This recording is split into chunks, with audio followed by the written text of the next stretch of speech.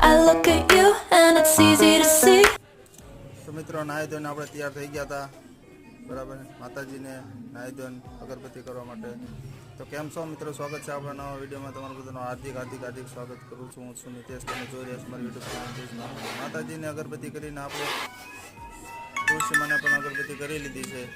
મિત્રો આજે આપણે જવાના છીએ શ્રી કાર્તિકેશ્વર મહાદેવ જે નિમાનગર ભાવનગરમાં આવેલું છે.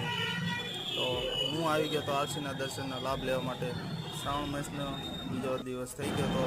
તો મિત્રો જોઈ શકો છો તમે કાર્તિકેશ્વર મહાદેવનું મંદિર કેવી સરસ મજાની ઉજવણી, મહાદેવના આરતીના દર્શનનો લાભ લેવા માટે મને મોકો મળ્યો હતો. તો હું ઓફિસ જવા નીકળ્યો હતો. તો મંદિરે જતાં હું આરતીના દર્શન કર્યા. મજા આવી કાર્તિકેશ્વર મહારાજ. તો શ્રાવણ મહિનાના દરમિયાન પ્રસાદી લઈને